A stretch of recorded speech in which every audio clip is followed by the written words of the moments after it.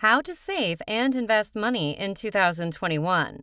In these challenging economic times, we must all consider saving more, investing more, and earning more from our hard-earned dollars. But saving money isn't always easy, especially if you've never been taught how. It can also be difficult to save money for the future when you're preoccupied with paying your bills for the month.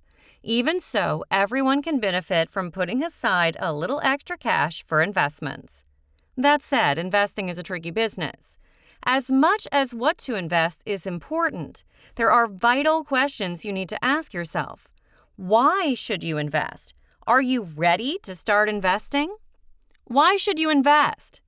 If you want your savings to grow over time, you must invest. Although keeping money in a savings account appears to be a safe bet, the interest you earn is insufficient to keep up with inflation over time.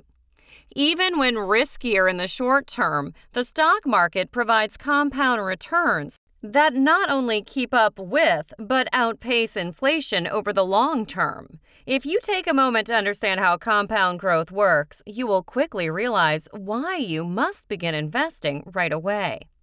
Assume you received a small inheritance and decided to invest it. If you keep $5,000 in an account with a 7% interest rate and contribute an additional $200 per month for 30 years, you'll have a little more than $284,000. Are you ready to start investing? Before you begin investing, be sure the rest of your financial house is in line. Be at ease with your budget, how much you earn, spend, and save each month. Have debt under control, no high-interest credit card balances, and a plan in place to pay off student loans and other liabilities. Set specific goals for what you want your money to allow you to do in the future. Remember that you do not need to wait until you're debt-free to begin investing. That said, the main question, how do you save and invest money in 2021? How to save and invest money in 2021. Sometimes the most difficult aspect of saving money is simply getting started. This step-by-step approach to saving money might assist you in developing a straightforward and realistic strategy for saving for all of your short and long-term savings objectives. 1. Track your expenses.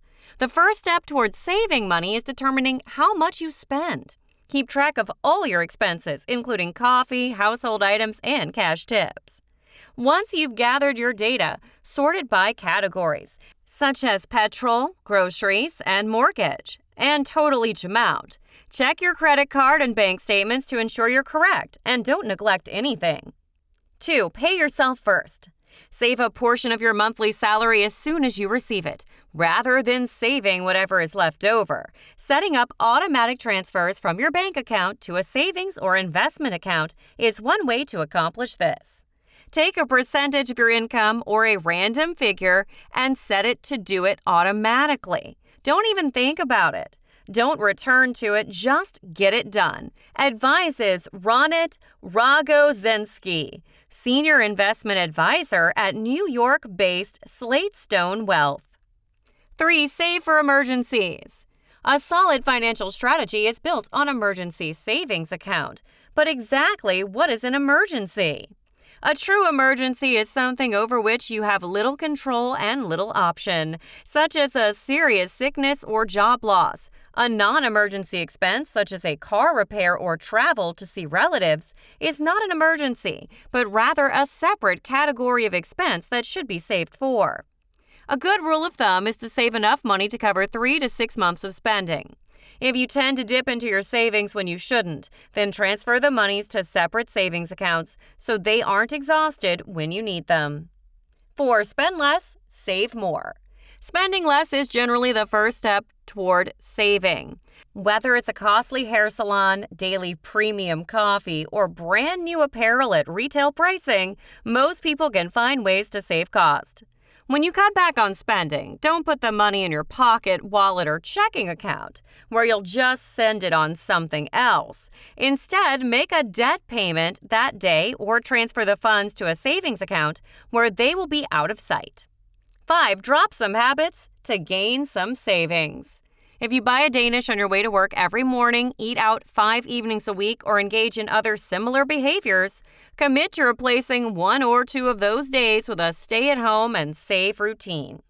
Try to reduce one discretionary spending habit and save the cash or put it toward debt repayment. Rogozensky advises, paying off debt can be an excellent method to free up funds for savings or to invest. Make a list of your debts and prioritize the ones with the highest interest rates or smallest sums. 6. Get creative making more money. There are 2 methods to make more money. Take on a part-time job or sell items that you no longer need. Working longer hours may appear to be a hardship, but taking on an extra job with a deadline and a defined short-term financial objective might be a wise plan. In fact, according to a recent bank rate poll, the average side hustler earns over $8,000 each year. Look at it this way. I will work part-time until I accumulate enough money to buy a new automobile in 2 years. Then it's not as onerous as if you were thinking, I have to work 2 jobs for the rest of my life. Selling anything you don't need, such as an extra automobile, worn designer apparel, collectibles, musical instruments, or jewelry can help you save money. 7. You don't have to go big. If saving is difficult for you, consider saving simply $100 or $500 for a certain purchase or expense. After you've saved and spent that amount, continue to save it, or more, so you can pay for what you need with cash rather than credit. You are living over your means if you cannot save your money for significant purchases and long-term investments. This necessitates significant changes, such as giving in a new car for basic, dependable transportation or relocating to more inexpensive accommodations. 8. Allocate your assets. Some investments have a low risk-reward ratio, while others have a higher risk-reward ratio. In general, younger people should invest more aggressively, and older ones should invest more conservatively. If you're a new investor, start with a basket of investments such as mutual funds or assets you select. The idea should be to diversify without overcomplicating or narrowing your portfolio. Whether you're a rookie or a seasoned investor, be wary of assets with a high risk-reward profile. There is a clear correlation between return and risk, so if you're offered the moon, you can bet there's a lot of risk.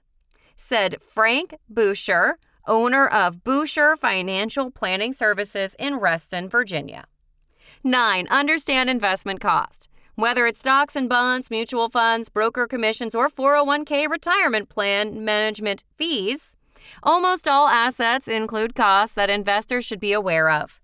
Sometimes the employer may pay some of the cost of a 401k, and other times the business will pass it completely on to the employees, says Cheryl Kruger, owner of Growing Fortunes Financial Partners, LLC, a financial planning firm in Schaumburg, Illinois. It is beneficial to go to your management and let them know that you noticed. If the fees of your employer-sponsored retirement plan are unusually high, you may choose to invest only enough to receive your employer's match and make extra investments.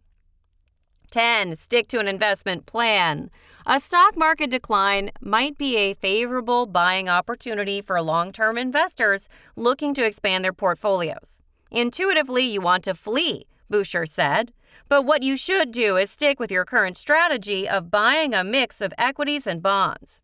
Review your investment approach once or twice a year and don't let headlines derail your allocation of cash. The goal should be for it to be an ongoing process, not one that is halted or restarted based on current events. Rogozensky adds. 11. Don't be scared to ask for help. Some people may be unsure where to begin when it comes to investing. How should you decide which stocks to buy? How can you tell if your portfolio is well balanced? Don't be scared to seek the advice of a qualified professional. Advisory services aren't just for the wealthy. Do your study and select a low-cost solution that will assist you to obtain market confidence. To conclude, if you want to save money in 2021, don't be afraid to go outside the box. Because everyone's spending patterns differ, you may have some unique events in your life that will inspire you to find new ways to save. You could also want to start by tracking your spending for a while. When you know where your money goes each month, it's much easier to pinpoint the root of your financial problems. Even small adjustments can have a big impact. Please don't forget to subscribe for more financial education videos.